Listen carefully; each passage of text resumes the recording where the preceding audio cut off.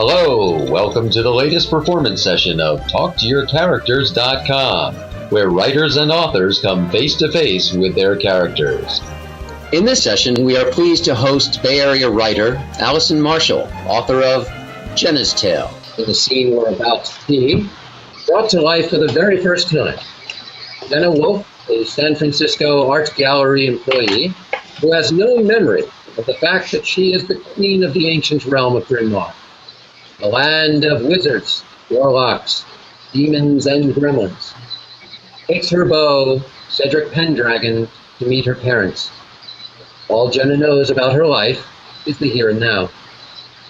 Cedric is himself a wizard who, unknown to Jenna, has come to the present day to rescue her from the powers of darkness.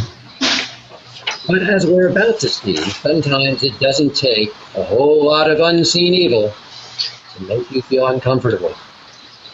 Sometimes it only requires meeting your potential future in-laws. With Cedric and Jenna standing on the front stoop of Jenna's house, Jenna is incredibly nervous. She is shaking. Cedric is holding flowers and a bottle in a bag. Jenna rings the doorbell. There is no response. She rings the bell again. As they wait outside together, Cedric puts his arm around Jenna and kisses her cheek. Everything will be just fine. You're still mad at me. Cedric, why did you dress up like that? You like this suit. I love that suit, but my family will think you're... The door flew open. Jenna smiled at her mother, who stared back vacantly. Hi, Mom. How's my baby? Fine, thanks. This is my friend, Cedric Pendragon. Mrs. Wolfe, a pleasure. Won't you come in? He extended his hand, but she just stared at it. He offered her the flowers, and she took them with a cheeky grin. Won't you come in? As Cedric stepped inside, he was surprised to see Jenna's mother pull her aside and start talking to her in a sharp whisper. He had resolved not to use magic to keep things calm. After all, the purpose of the evening was to see what Jenna had been through. But that didn't mean a little listening magic couldn't come in handy. What do you mean by bringing Lord Fauntleroy, all high and mighty? Okay, Mom, stop it. Knock it off. He's a really nice man. What's your objection? He brought you flowers and even tried to shake your hand. Now, where's Dad? In his chair. Her dead face and empty eyes gave Jenna a chill. Jenna turned to ask Cedric to meet her dad, but he had already gone ahead. Then she heard laughter from the den. She walked into the room and saw Cedric and her dad talking. And laughing? She was taken aback. Hey, Jen. Don't call me that, Dad. Now, you know it's my pet name. She knows I'm kidding. I always tease her. Builds character. Give your old dad a kiss. So you brought the chauffeur. Kissed him on the cheek. I see you brought the chauffeur.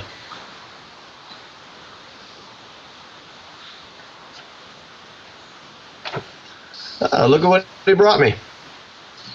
I thought you would like that, Mr. Wolfe. Now, don't be so high and mighty. I think you mean formal, Dad. No difference. And I don't need you trying to correct me, little miss. Dick. My dad's name is Dick, and Dora is my mom. Dick and Dora Wolfe. Dick, why don't you tell me about these Hummels of yours? I see that you are an esurient collector of the little figurines. I haven't used big words. Right. Okay.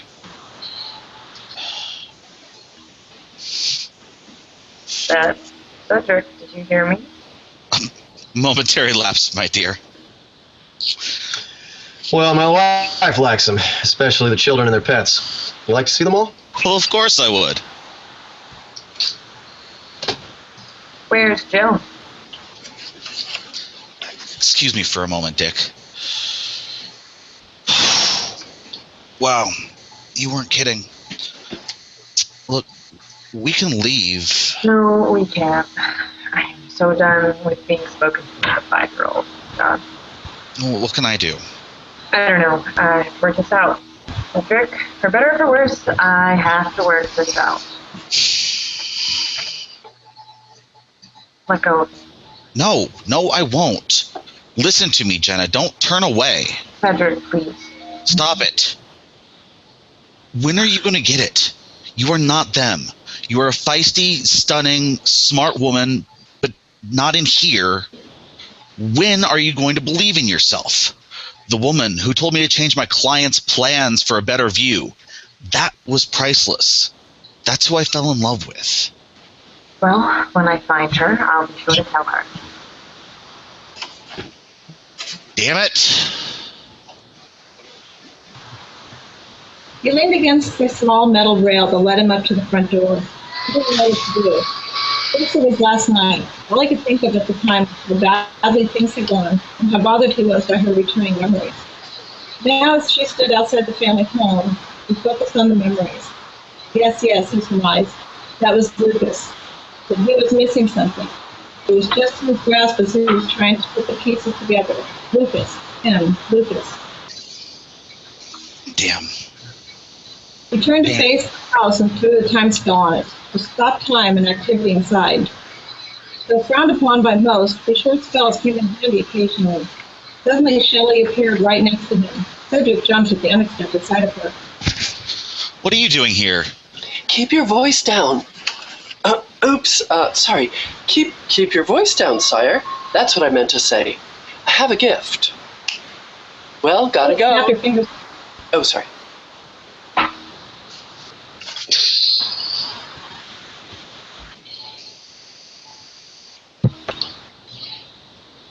How long of a spell did you put on the house?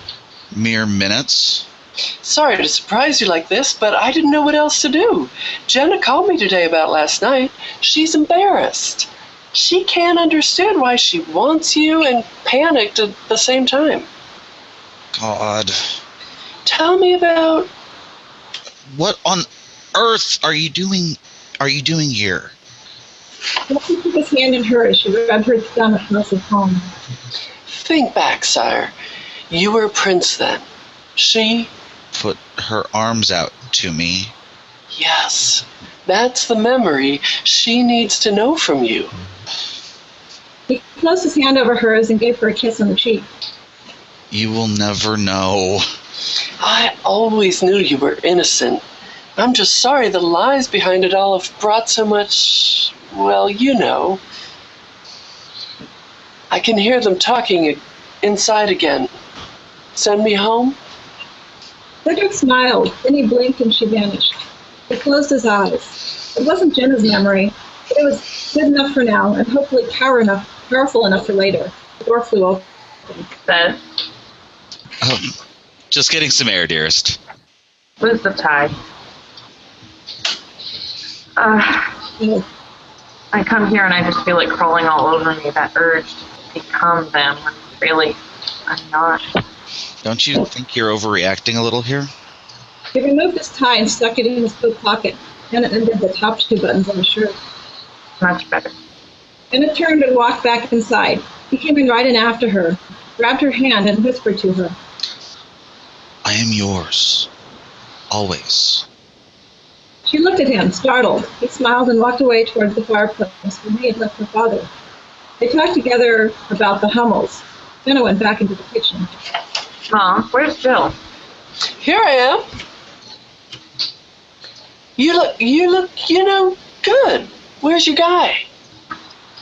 Talking to Dad in the living room. Well, come on. Jenna felt Jill's hand on hers, and she pulled her out into the kitchen and into the living room. Jenna cleared her throat. All she heard at that point was Cedric's surprised response. Oh, wow. Who's... Cedric.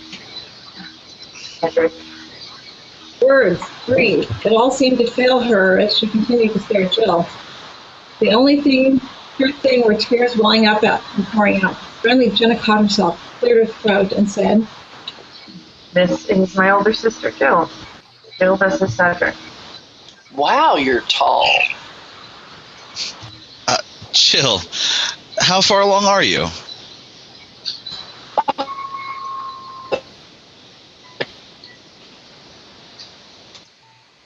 Eight months? 8 months? How?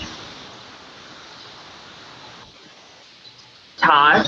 How come no one told me? Why haven't you called me? Brandy? Sorry, Ross. Cedric walked over to Dick and asked if he wanted a drink. Then he went over to the wet bowl in the corner of the living room. He quickly threw 3 drinks together for Jenna, her dad, and most importantly, himself. Without hesitation, he drank back his whiskey. God, that wretched stuff. Not even 1 hour in, it was already the longest night ever. Cedric looked up to see that Jenna had sat down on a sofa and just stared out into oblivion. He wasn't sure what was worse, that she didn't know about her sister, or that no one had bothered to tell her, or, worse still, that her older sister was pregnant and Jenna believed herself to be in menopause. Here you are, Dick. He handed the drink to her father and then walked over to where Jenna sat and plopped down next to her. She barely noticed. He put his arm around her and firmly grasped her shoulder. It was as if he was trying to protect her from her family's harm, but it was too late and he felt helpless. So at the very least, he could hold on to her and... What's that? What's what? Over there. He stood up, pulled her up next to him, and quite literally dragged her across the room to the great front where a series of family photos stood. To his astonishment, he looked around the room. No one seemed to notice or care about her fragile state. Jill, who had been oogling him since they met, seemed unconcerned about Jenna at all. That.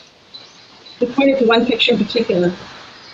Oh, that's my big brother Frank. He ran away in his teens and we never heard from him again. He was my protector. I miss him. Of course, I seemed to be the only one who misses him. But then... Her resignation tugged at him. He held the picture in his hand and studied it.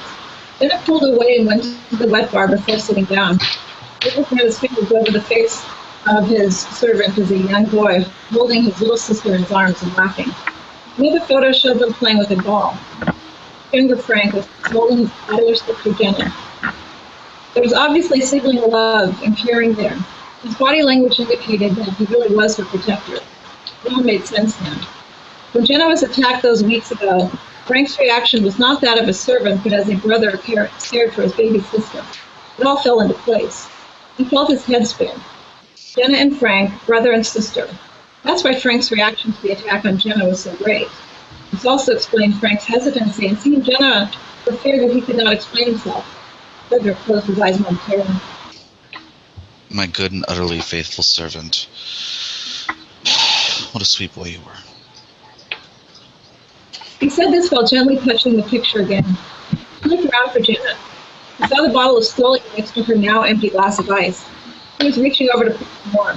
He quickly set the picture back down and went to her and rested his hand on her arm. He put the bottle down. She turned to look at him, and he was taken aback. She was completely drunk. Her head tipped, and her glassy eyes were unable to focus on him. Only an hour and a half in.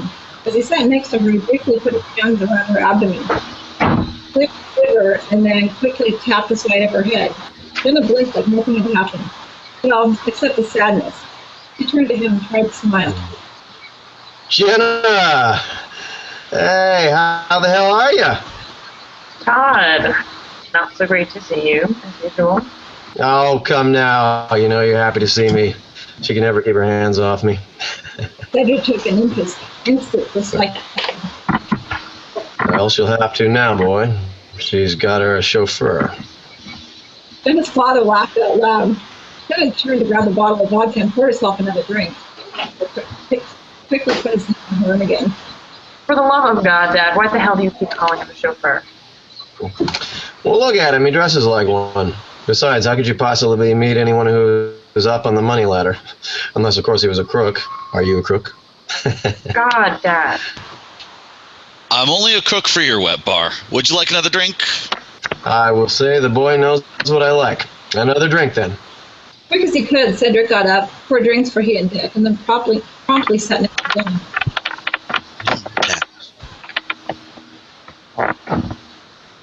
You want to bet? Just hold my hand. Who's this?